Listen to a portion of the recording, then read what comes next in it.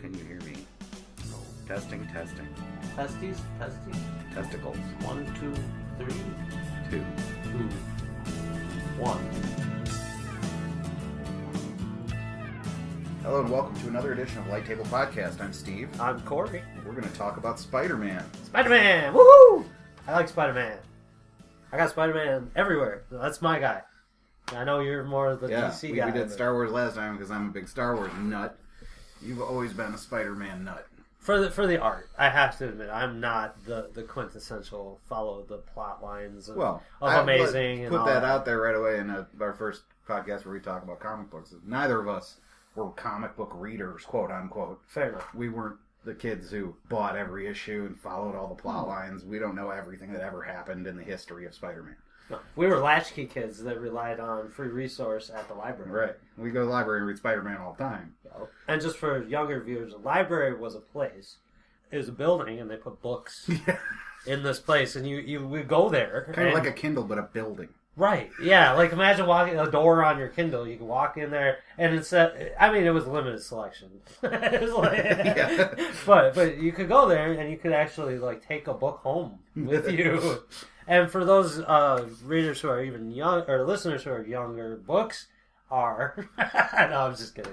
I mean, dude, libraries are gone. Anyway. Well, they exist, but... That's where we got our comics, was libraries. And that was huge. It was good for us.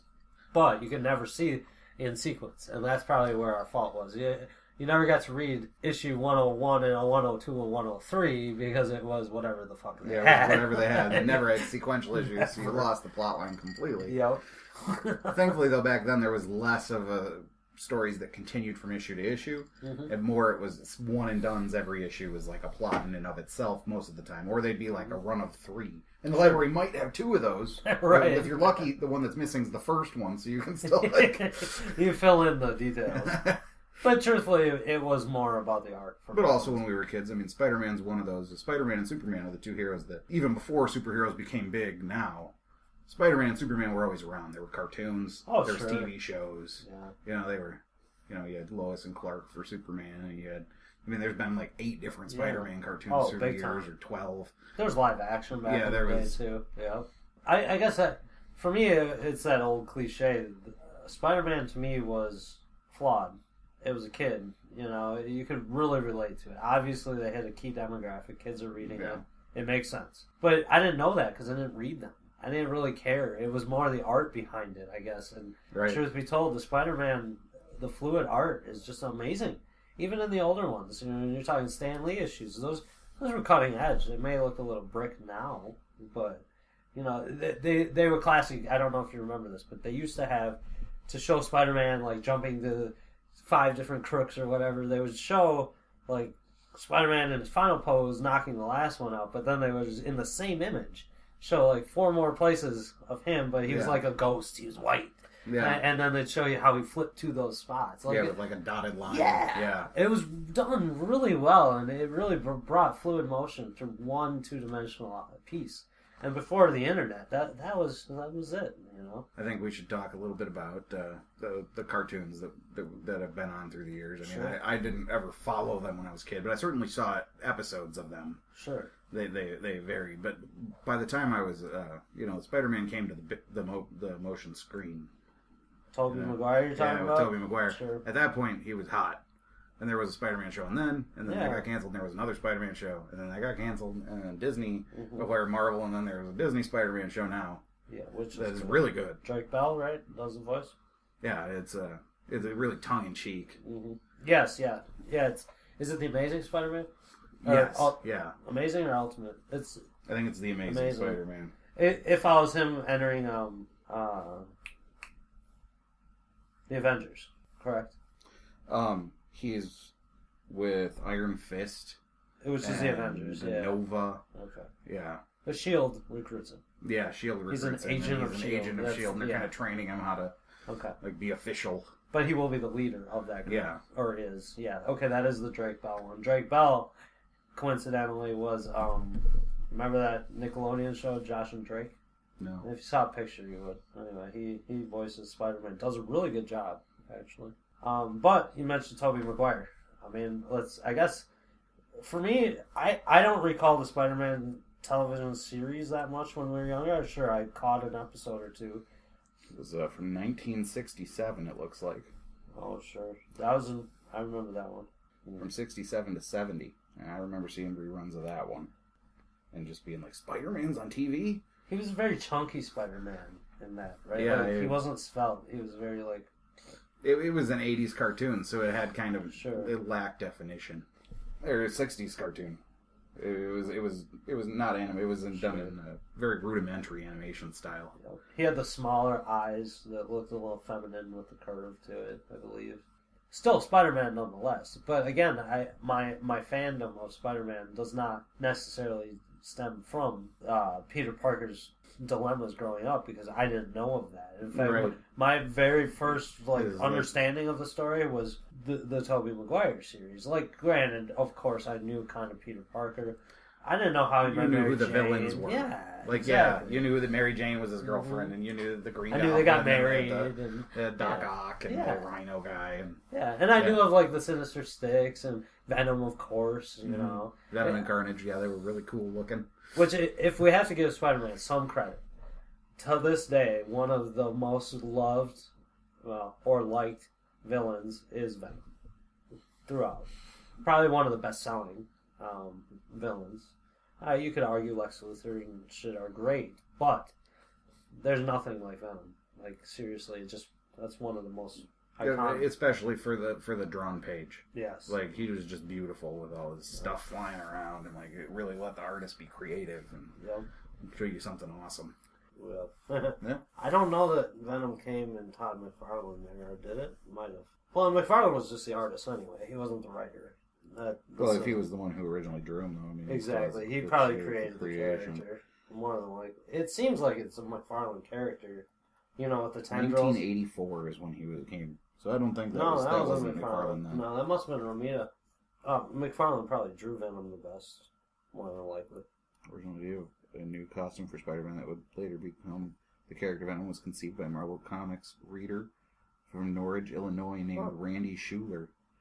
Marvel purchased the idea for $220. After the editor-in-chief at the time, Jim Shooter, sent Schuler a letter acknowledging Marvel's desire to acquire the idea from him in 1982. Wow. Schuler's design was then modified by Mike Zeck, becoming the symbiote costume. Okay. David Michelin would later write the backstory of Eddie Brock as the alien's new host that became the popular villain Venom. Boy, that poor guy, huh? Yeah, $220. Is this guy still alive? I don't know. I mean, he was a comics reader in 1982, so the odds are he probably is. I mean, he probably wasn't really old. He was probably a teenager in his early 20s or something. He was original. Dude, okay, check this out. I want to find this motherfucker, and I want to interview him. Like, imagine being that guy. Like, yeah. Randy Schuler. I created Venom. Really? That's fucking awesome! Not really. That's a bummer. No shit. Okay, how about this? Spider-Man's shout-out goes to Randy Schuler. We already gave you credit for one of the best characters ever created, but... I mean, it seems like at least he has a creator, credit. Yeah. That's something. Yeah, that's true. I'd say screw the credit and give me millions. I mean, or thousands. Well, he didn't work there. I mean, well, still, though, you buy an idea, $220. It was 82. He obviously didn't. Yeah. He was probably a kid. I mean, it was probably concept art he drew and they bought it. I mean, that was probably the simple truth of it.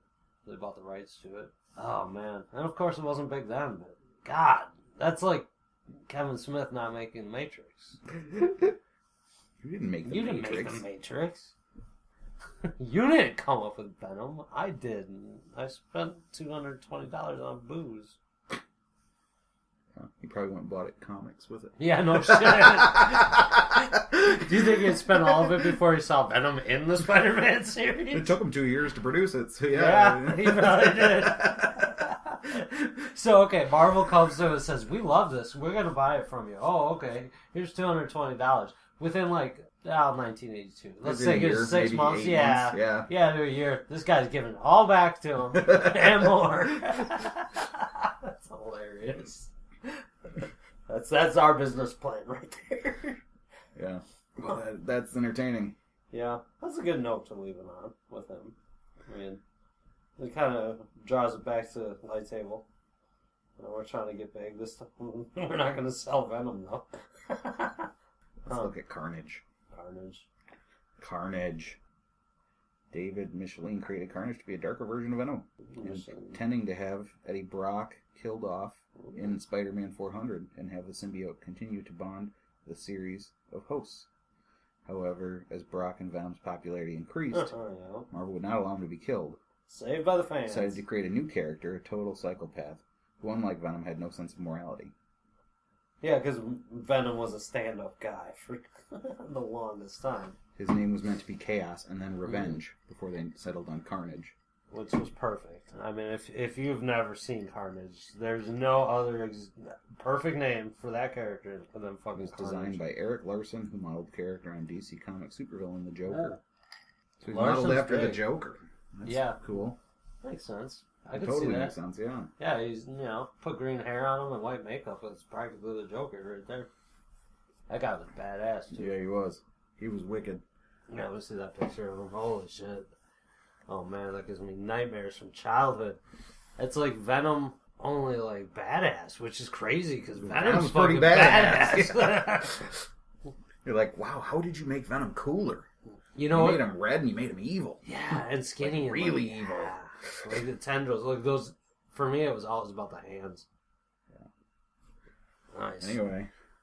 Well, I think there was a sense, too, with Venom where it was really interesting because Spider-Man, though probably stronger in the storyline and the dilemma, the arc of the character is strong, the villains are not necessarily all that strong.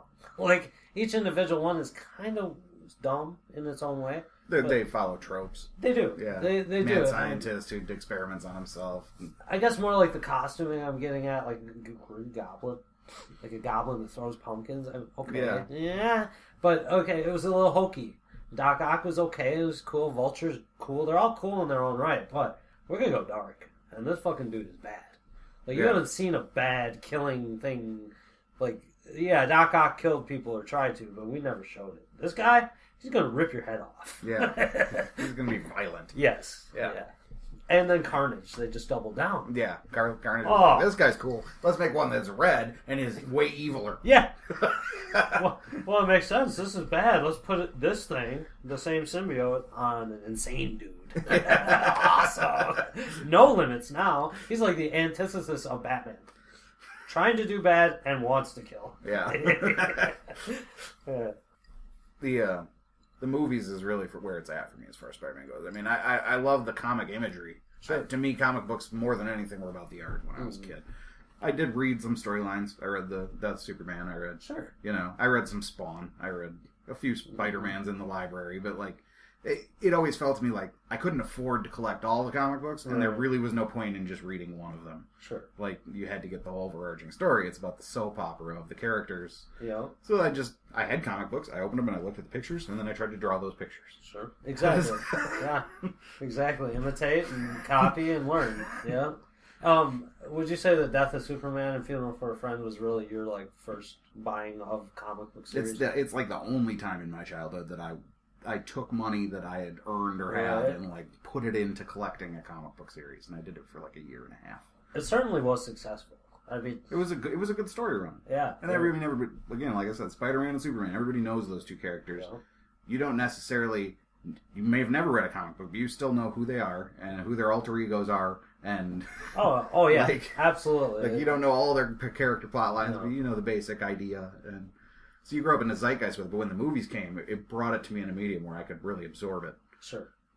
And when the Sam Raimi Spider-Man came out, I was like, this is amazing. This is the best movie that's ever been made. Oh my God.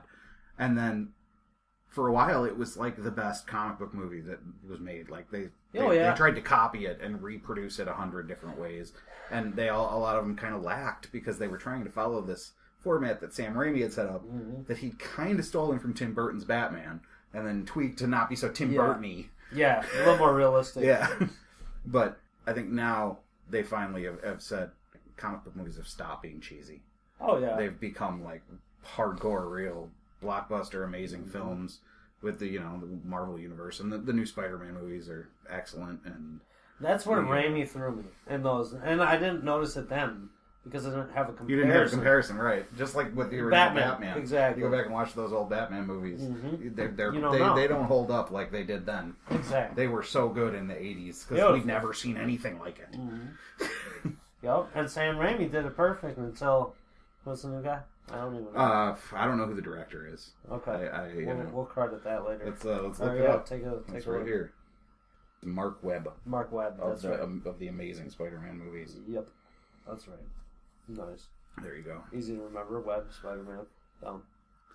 But point being is looking back, Sam Raimi. One thing that stands out, and I think it was Spider-Man 2 that Sam Raimi did. Maybe it was the third one.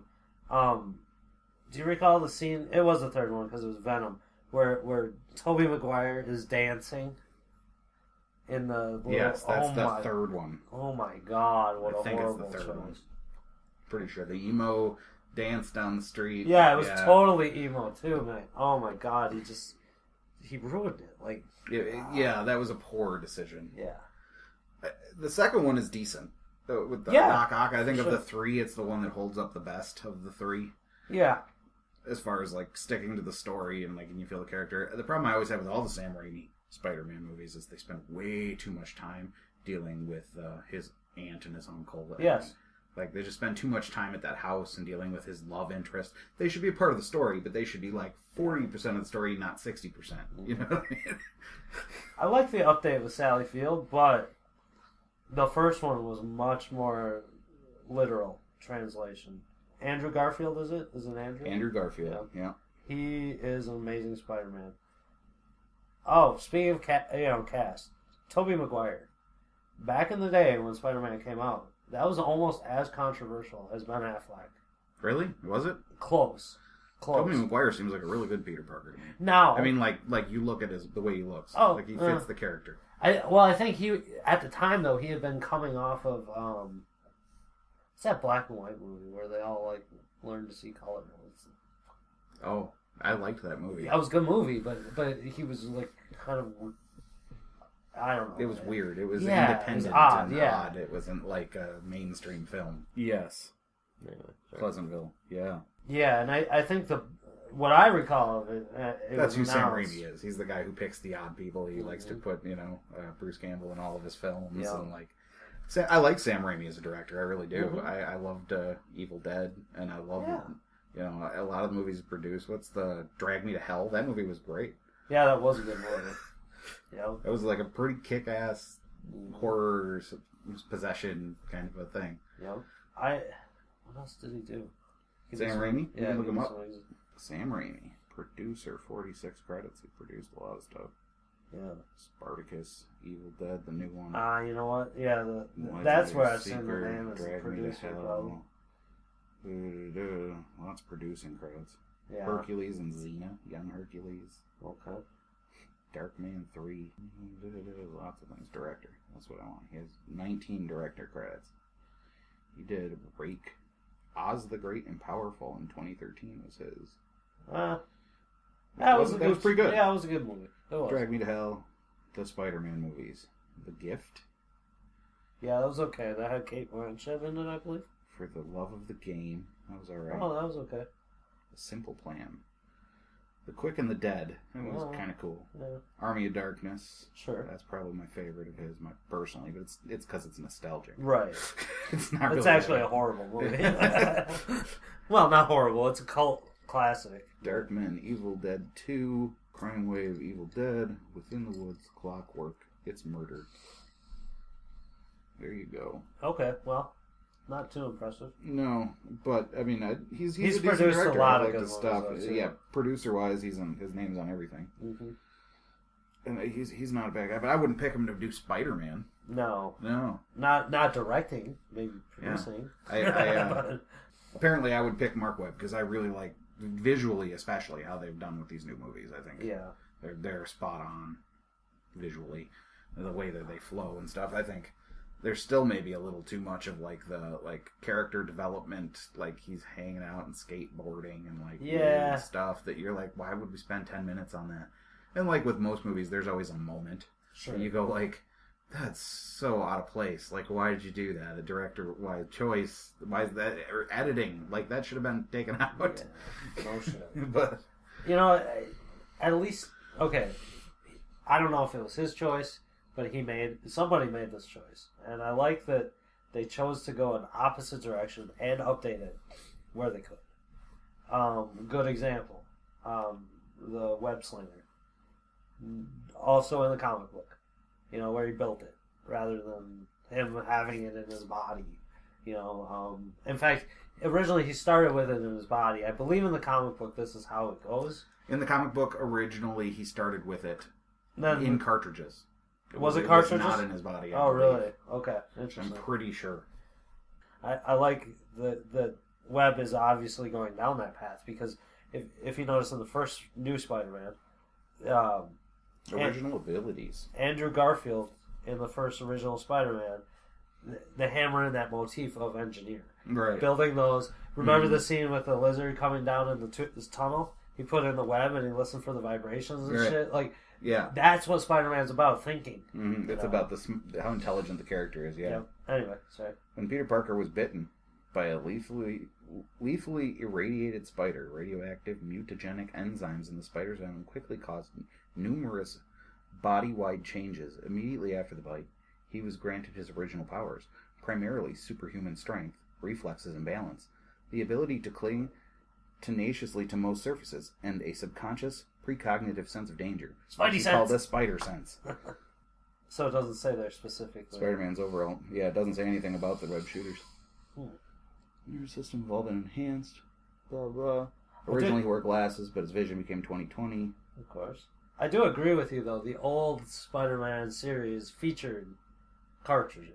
I think originally he had cartridges. That's how he had the webs. I mean, I think really originally he just didn't have the webs. He was swinging from, like, ropes. Yeah, I agree. And then, like, he developed the cartridge shooters. And then I think that the introduction of it coming out of his wrist was in the Sam Raimi movie. I think you're right. I was just thinking that through. I think that was a choice. Yeah. And I actually thought it made sense for the purposes of telling those stories. It does. Especially when he was, like, a teenager and he was a photographer and, like he wasn't... the only argument he was like a genius, but he wasn't really an engineer, per se. Yeah, it was more science-based. Yeah. But, well, see, and that's the difference. Raimi went biology. Right. And this guy's going engineering. Mm-hmm. And truthfully, yeah, looking back at the comic book, I believe it was more on the engineering side of it.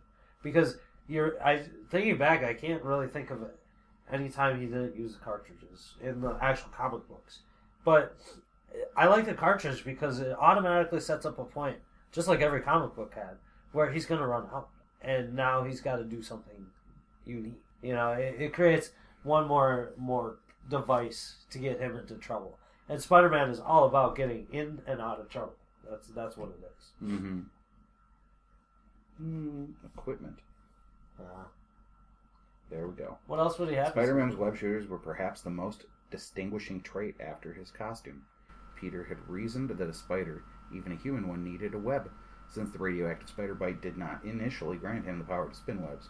Okay. He had instead found a way to produce them artificially. The wrist-mounted devices fire an adhesive webbing. The trigger rests high in the palm and requires a double tap from the middle two fingers to activate, limiting the chance of accidental discharge in forming a fist. Yeah, I hate it when I form a fist and create an accidental discharge. Spider-Man must steadily replenish his webbing supply, reloading his web shooters with small cartridges filled with fluid. That's what she says. No, that's... When in use, a steel nipple in the carousel piece this is cell of the cartridge and allows the fluid to travel through the air. Tight channel towards the nozzle. Wait, slow down. Slow down for me. When in use, a steel nipple in the carousel pierces the seal of the cartridge and allows the fluid to travel through the air in a tight channel toward the nozzle. Pressing down on the bulb of the trigger of the web shooter causes the valve in the nozzle to open wider, expelling the fluid. Releasing the trigger causes the valve to close, cutting the web line of fluid. If Spider-Man creates any variation to his normal web formula that is too strong for the pinch valves to sever, He might... he might end up being tangled up or tied to an object.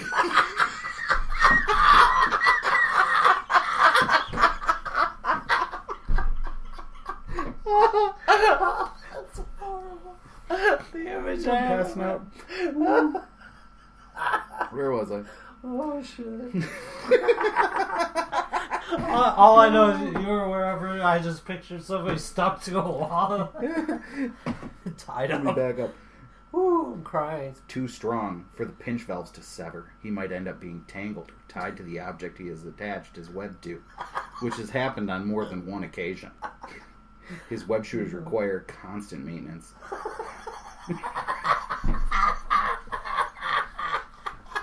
Spider-Man escaping. And on more than one occasion suffers jams or malfunctions. It's okay, it happens. Don't feel bad. Oh, that's awesome. It's Wikipedia. Is it? Oh my god. Anybody could have written this. It's hilarious. Oh my god. I want to credit this person. Holy shit, that's funny. Dear Penthouse. I mean, that was hilarious. Arcing ropes of fluid. That right there deserves a fucking shout out to fucking Smodcast, because he calls it the web shooter all the fucking time. And there's, oh man, that's hilarious. Wow. Yeah. Spider-Man. Huh. So that's not going to top a Spider-Man discussion, but on the sexual note, he was getting some fly women, Peter Parker. Oh yeah. And like Stacy Mary Jane. Here's what's cool about the new movie. Big difference. Geek now is cool. Then, even in Sam Raimi's days, no geeks were not cool. He was portraying him as a geek. Now it's like he's a geek, but it's not really cool. Like you might still have some harassment issues with the high school quarterback or whatever. Right? Like, yeah. You're girls, to the ladies, like, they're not like, oh my god, he's a fucking dork. Exactly. It's like, no, he's smart. He's gonna get a good job, make lots of money, buy me diamonds. So I mean, that's a 21 Jump Street effect. You know, and it makes more sense because he's a geek, but yet he has been surrounded by some hot chicks. I'm glad they went with Gwen Stacy in this one. It had to be that. I mean, they'll go Mary Jane in the third or fourth one or something. Yeah. I mean, Mary Jane wasn't his neighbor, technically, in the comic book at some point in childhood, but they didn't even really get together like they did in Raimi's version. Right. It was always Gwen Stacy right away. They're alluding to what happens, though, and she will die, probably. More than likely, in the second one. Good. And if they do it right, she should die. That's the basis of it. And that is like, his Batman's, like, I can't kill anybody, blah, blah, blah thing. Like, Peter Parker knows. He got to cut off ties. And, like, he's always dealing with this internal struggle of, like, I can't love anybody or know anybody. You know, he's like, I have to. Right, my life's I'm too a martyr. dangerous, and I exactly. Yes. Yeah, and that's his struggle, I guess. But he always needs friends. That's the thing. Anyway. Yeah. The new movie's coming out. There is a rumor and/or confirmation they're going to actually make a non-Spider-Man Spider-Man movie, like without Spider-Man. It's just going to be the Sinister Six. Yeah, I heard that rumor that they're going to make a Sinister Six film. Yeah, and it was totally a rumor. I mean, it was something from websites that they had an inside source on, kind of thing. I thought Sony issued that statement. Like they at least confirmed it. I could be wrong, but I find that interesting though, because I mean there was infighting in the Sinister Six, but I'll tell you what, a world without a Spider-Man for Sinister Six is hard to at least imagine. I don't know how you would do it. Okay, let's see here. For over a decade, Spider-Man franchise has been Sony Pictures' biggest and most lucrative brands. Mm-hmm. Sam Raimi's fan-favorite trilogy, which kicked off in 2002, ultimately scored nearly $2.5 billion in global box office totals. Following disagreements between Raimi and the studio, director Mark Webb was tasked with rebooting the series with an untold version of the Web Slinger story, which, when it debuted in 2012, added another $750 million to the franchise haul.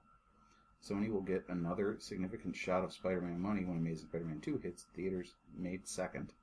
Do you think... Two further sequels already slotted for release in 16 and 18. Do you think Spider-Man 2 will surpass $750 million? Yeah, I think so. I think they typically do as they ramp up. Yeah, that's usually... you get an audience, and then you get more audience through video, so next time more people, and it keeps happening like that. Sure.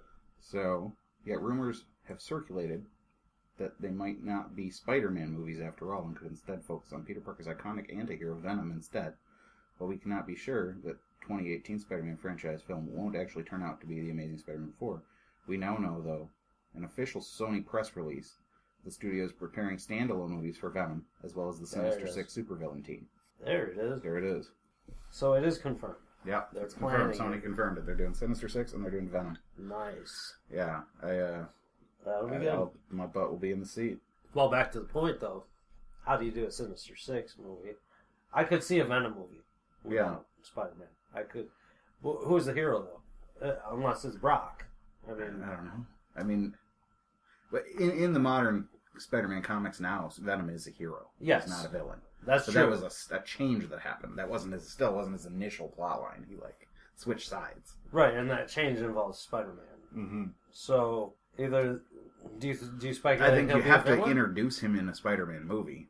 I would and then he could have a spin-off movie, but he'd have to be introduced first through the universe. As I'm sure that they're doing the Sinister Six characters, they're already introducing them. So sure, maybe it's Venom and then Venom fights Sinister Six. I guess it could be. That's really not the plot. I would think that. I mean, if you do a Venom movie and a Sinister Six movie, that maybe the focus is that, but that Spider-Man's still in the movie. Exactly, it's still a Spider-Man movie. Yeah. The focus of any superhero movie is always the villain. Sure. The superhero's in the movie for 5 minutes when he fights the villain. The rest of the time, it's about the villain's setup for what Spider-Man's trying to stop from happening. Right, and the internal conflict. Yeah. Yeah, exactly. Well, and the analogy to it, or on the flip side, it would be like taking the Joker and making his movie, and I could see that. And I think at the end of the day, any villain you could put on the table, you could say, yeah, he could deserve his own movie. I get that. But, a Sinister Six team with all of them, that's weird without Spider-Man. Well, it's and do they win? Does the villain win? Yeah, and if the villain doesn't win, who are they fighting? Yeah, who's the person that stops them? There has to be a hero. I mean... So it's strange to me, to call it a standalone. I could totally see being we're doing the Sinister Six.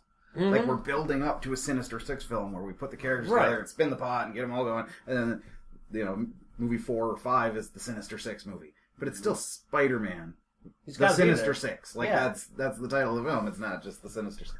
Mm-hmm. Yeah, where's their motivation? Yeah. It's all about trapping Spider-Man over here to do this. That's what it is. That's all they are. Don't delude yourself. Sinister Six. There's another one they had too, with a number in it, something 8. I don't know. Yeah, all of them, same thing. Yeah, it's all very formulaic. Yeah. Every one of these things is. It's about the characters and the costumes and the art. Mm-hmm. It's not so much about the grandiose nature of the plot.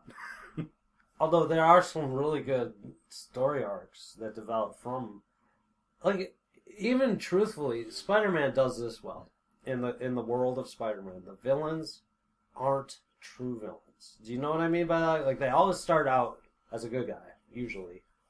Oscorp, maybe. Right. But in most comic book things, the villains are misunderstood. Yeah. And or insane. Yeah. That's the or two. insane. You're right. There's no happy maybe a mix of the two. So they're all kind of misunderstood and insane at different balances. Yep. And I think that's why I like Lex Luthor a lot. Every character always has to believe they're doing the right thing, or they're good, or they're following their own motivations. Nobody believes they're bad. No person, no character ever believes they're bad, except for with very few exceptions, like the Joker, who's all about chaos. Yeah, but well, and I would even argue that you got to put Lex Luthor on that because he knows what he's doing is not good. But it's self-serving, and it's self-serving, he has overall goals that are not. But they're not for the other good. He's doing the world harm, though. He believes he's doing the world good, what it deserves. Really? What he believes in his goals. I mean, that's. See how I saw his selfish goals was for his end. It doesn't matter what. Yeah, happens. I mean that's kind of what it is. It's like I just don't care how it affects others, but it's not so much like evil. It's not like I'm targeting. No, it's self-serving. It's self-serving. Yeah, but I'm saying in the Spider-Man world, most of these villains are even the opposite. They're so deluded in saying they feel they're doing the right thing. Yeah. Exactly. Yeah. Most villains really do think that. True. Yeah. True. Yeah. That's usually how they're built because it makes more. You can identify with the character more then. True. You can see where their motivations lie and why they would do that. Well, and it's a great juxtaposition because then you can always take your hero and have them faced with a choice only a villain would have to make, like the death of somebody versus this guy. Yeah. That's what Spider-Man is. In fact, when I saw Nolan's Batman, when they did the whole two boats thing, there's convicts on one and then people on the other, and he's going to blow it up, the Joker was. Mm-hmm. And that, to me, felt way more like Spider-Man than Batman. It's always about a choice with Spider-Man and shit like that. Yeah. Yeah, it's about, like, does he save the girl or does he save the car full of people? Yeah, or the bus full of kids. Yeah. Yeah. It's about that weight of responsibility on his shoulders because he has this great power. Yep.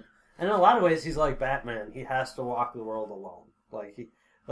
Peter Parker eventually it goes through a point where he shuns women, stays away from them. Yeah. He really shuns everybody. He kind of pulls inward and just... And his true confidant during that time is Aunt May. I mean, that's really where it comes. But eventually she gets sick. And I don't recall her dying, ever a point in the comic where she died. But I remember seeing a lot of her in hospital beds. You're talking Mary Jane? Aunt May. Aunt May. Aunt May. Older, his aunt. Mary Jane does not die. They end up... Mostly what I've read, at least in The Amazing Spider-Man, they end up together, married. She is a photographer at some point in one of the storylines, and pretty successful. She's also a model in another one, very successful model. Mary Jane was always, for me, kind of the hottest chick in the comic book. I can't think of anybody that stands off the page more than her. Can you? Mary Jane? Yeah, like a beautiful woman, attractive. I mean, there was like a normal woman. Yeah, exactly. Not like a superhero who's in their underwear. But you're right, like a main character who's hot and not the superhero. Yeah. Yeah. I can't think of any others. She's pretty appealing. Well, she was always Peter's, emotional conscience. Mm-hmm. She was... You could always count on her to, when he was in doubt, pull him back. Yeah. Just like Aunt May. And keep him grounded. Yes. Yeah, keep him in the real world. Exactly. And always accept that he has to be a person too. He's not just the Spider-Man. Exactly. He's also Peter Parker. Well, and inevitably he learns the lesson the hard way that he actually needs the support of these people. And I think that's where they're going to take it with Webb. If you didn't catch the horrible scene at the end, probably my least favorite of the choices he made, where he's swinging from the all the big scaffolding things. They all all call each other up on their radios. They're like, everybody, turn your cranes at the middle of the night. We're all right here operating our cranes. Yeah, like midnight, 1 o'clock. Every one of us. We just sit in here all night. I wonder, in reality, if you did a study on this, how long it would actually take to move all those cranes. It would be faster for him to just kind of zigzag down the street. Just run, motherfucker. Oh, he broke his leg. Or, was his leg? He was hurt. I don't remember. Some was hurt. He didn't break his leg because he was fighting and shit. But the whole point he needed help was he had hurt himself and he couldn't run and do it. And then he mustered up the strength. He hurt himself bad. Yeah, I still feel like the idea was just that he couldn't swing down the street because it was a straight shot and there wasn't anything to swing from. He'd swing into the buildings. Yeah. So he needed something to swing from so he could go straight line, beeline it, and make it there in time. I'm pretty sure they focus on him. And that's great, but how long would it take to make that call? Be like, Spider-Man needs our help, everybody. Well, what luck that one guy. And you're like, why? Just have him swing there. Yeah. It's a pointless plot device. Yeah. Well, and the one guy that doesn't even notices him, he happens to be standing in the right place at the right time, looks up, sees Spider-Man, happens to be the guy that Spider-Man saves his kid the night before. And he's like, oh, Spider-Man needs our help. It's designed to give you the emotional impact of the city, accepting Spider-Man as their hero. Course. And I get that, but I that scene did bug me. It felt really out of place. It felt really unrealistic. There were other ways to allow New York to help Spider-Man. Exactly. That's the thing. And, you know, to me, like, the one movie that did this right, where New York helped the heroes, Ghostbusters. Hands fucking down. New York ended up loving the Ghostbusters. They were their savior, but, you know, they were there for them. But, yeah, Spider-Man, that just felt weird. Like, I don't know. Like, he had me go. I accept it. It was okay. It's fine. I accept it. Every movie has flaws. Yeah, exactly. It was just a weird choice. Yeah.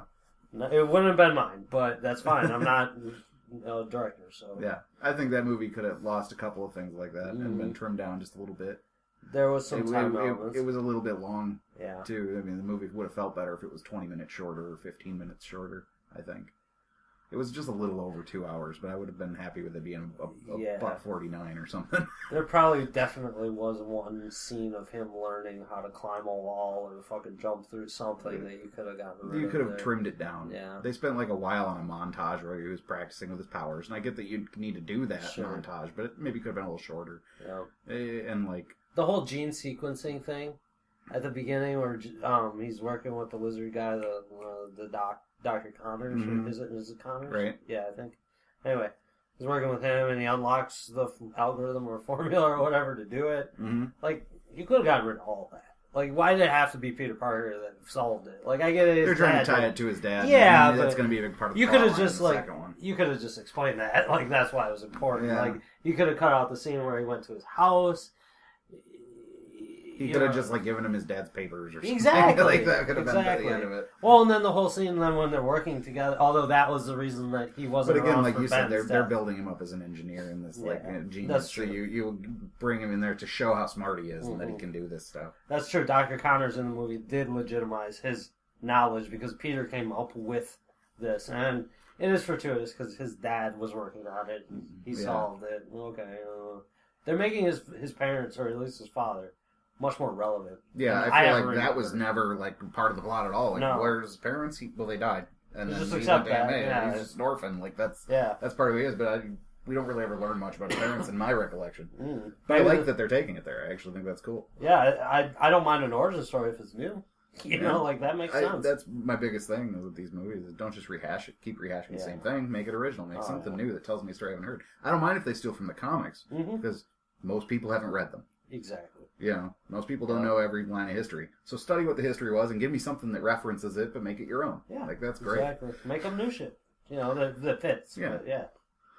And don't change shit that's important though either. Yeah. I mean, you know where the important things lie. Exactly. Like Teenage Mutant Ninja Turtles, no aliens, mutants. I think that the Sam Raimi movies were entertainment. I think, but the new ones really took it to a new place. Oh, yeah. I think that they're of a new level. What do you think of the new one? The trailer for the new one? I mean, it's awesome. I have some issues with Jamie Foxx's appearance, but I'm sure it's going to come off as great. Yeah. I mean, the Rhino, I wish I could see more of. Yeah. But they did it right. If you're going to tease one of those bad guys in there, the Rhino's got to be it. Especially with Paul Giamatti. Like, to me, I think there's obvious strategy in casting a movie. Then there's even more strategy picking those people based on what the reaction will be prior to the movie even being made. You want to put butts in seats, and if people think that's not a good casting choice, then they might be less likely to see your picture. Actually, nowadays they're proving that there's more likely they're going to see the movie if there's a controversy. That's why you see choices like this. And Jesse Eisenberg, great example. It's like, people are like, boo, boo, you're going to go and see it. Everybody's going to go see Superman, Batman. Exactly. So, come on. Yeah, they don't care. All they're doing is creating a buzz. And obviously they're not going to make a poor choice. It's going to be an actor that can pull it off. But, you know, Paul Giamatti, like, I think that was one of the coolest choices I heard for... In fact, Paul Giamatti, I know this for a fact, he went to Sony and said he would like to play the Rhino specifically. He asked for this role. In fact, I believe that Sony was not even thinking Rhino. But he was quoted, and I heard him in an interview, he said, it was literally one of my favorite bad guys in a comic book growing up. And I read it, and I love the Rhino, and he's like, I petitioned for it to happen and for me to play it. I was like, interesting. That's cool. I mean, I love Giamatti. He's great. Oh, when I heard he was going to be in it, I was like, awesome. You know, Jamie Foxx is fine. Yeah. That's always been kind of my take on Jamie Foxx. Is like, he's fine. Yep. He's no damn Will Smith, but he's fine. Well, an Electro, I mean, it's Electro, right? Yeah. Or whatever, the electric character. I mean, that's not too strong of a character. Like, as far as arc plot goes in Spider-Man, it's kind of a one-and-done henchman / villain. It's a villain, but not that interesting. Nothing like the Lizard or the Green Goblin, or But I think they're gonna make it a bigger character with Jamie Foxx, and that's good. You're gonna add new content, But and then of course, well, there's Electro, Rhino, and they're introducing Harry Osborn. That's right, and he looks pretty fucking evil. I think they're going Green Goblin, Harry Osborn. I think that's what they're doing. They're going Hobgoblin. Yeah, I'm not sure how that works out. Oh, excuse me. Because it's Hob. Hob is first or Green? The Green Goblin was in the original movie. The Green Goblin was his father. Correct. And I don't even know if the Hobgoblin. I don't know who he was. Let's look him up. There were 2 goblins. Let's look it up. Yeah, I'm curious. Fictional character biography. Roderick Kingsley. Immoral billionaire fashion designer Roderick Kingsley becomes obsessed with Norman Osborn, the original Green Goblin. Nice. Anyway, I guess that kind of sums it up. That's Spider-Man. Oh, there's plenty to talk about, but yeah, nothing comes to mind. Nothing like Star Wars. We couldn't spend 5 weeks on this topic. Yeah, I mean, I don't know as much about this as I know about Star Wars, but I'm a fan. I can't wait for the new one. Yeah, it's going to be great. That's always my summer every year, is planning out my movies. Mm-hmm. Oh, I got Spider-Man. I got coming up the Winter Soldier. That they're the next American industry. I mean, that's really, entertainment is what we put out. That it's no surprise. I mean, we grew up. That's what we can sell to the world, is we can make entertainment that everybody wants. Well, the truth of it is they really don't. The market is not as strong. For the blockbuster films, they do. Those sell everywhere. We sell them in China and Japan and Spider-Man does Russia particularly well because it's Sony and they have a name outside. Yeah, you're right. I mean, it goes back to Star Wars. It's like those kind of movies. Yeah, they become their like international phenomenon, and it's one of our biggest exports. I mean, the Batman movies made more money overseas than they made here. Yeah, like that's. America does it right with entertainment. I mean, here's the juxtaposition. You cannot find a manga book and make a movie out of it that millions of people will go and see. It just won't happen. Sorry. You'll make a movie out of some of them, sure. And thousands of people will see it. They're not going to be waiting 2 years to go and fucking see it with a chubby the whole time. Yeah. Well, and the way a manga would have to make it into green is they'd have to get adapted into a anime, and then an American company would come and buy the rights to that story from the anime, and then they'd Americanize it and make it way better. Maybe, yeah. Make it. It's almost wrong to say make it better. They homogenize it. They make it part of pop culture that everybody can like, and there's nothing that turns anybody off, and it speaks to mass audience. Well, that just proves right there that the market here for that is not strong, or they would have done it. I mean, they would be making anime. Right. Well, that's what I've been saying. That's like what the Matrix is. Yeah. Matrix is based on an anime. That's true. It's a little more anime. Yeah, I feel you. The feel there's definitely an anime. It came from that. Yeah. It was a kind of a rip off of Ghost in the Shell. Mm-hmm. That's true. Like Star Wars borrows a lot from like the like Akira universe, and like that's also like the plots to like that's the more Fifth like Element type and thing. They borrow those aesthetics. To, like the Blade Runner that totally had like an anime vibe. That's true. A lot of sci-fi does have that. That's true. There was a couple of animes that, like Disney did one that I thought was actually decent, really decent. The house one, the kid with the house. Yeah, Howl's Moving House. Yeah, that was good. I mean, it's Disney though. Every time I see an anime, unless it's like, I mean, you can watch like TV show animes; those are a little bit intolerable. But anime films are usually very good. They are. They're beautiful. Usually very entertaining. They have good plots.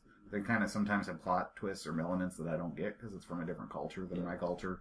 But I'm going like, do Americanized movie and change that thing so that it fits better to our culture. That's where Disney they translated, but they didn't remove any of the things that are important to the Japanese culture. Right. They just translated it for the Americans, and that I appreciated because, dude, you pick up a manga book, every pixel or every box on that page has something weird, a reference that you just don't get because it's like penguins mean something there. I see a penguin. What the fuck?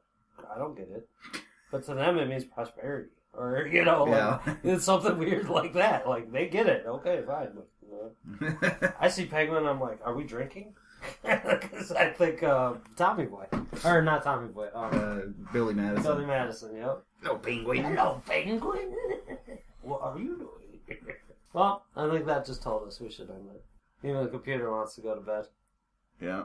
That's us talking about Spider-Man. That whole time it was on. There we go, Spider-Man. Give it up to Web. He's doing it right.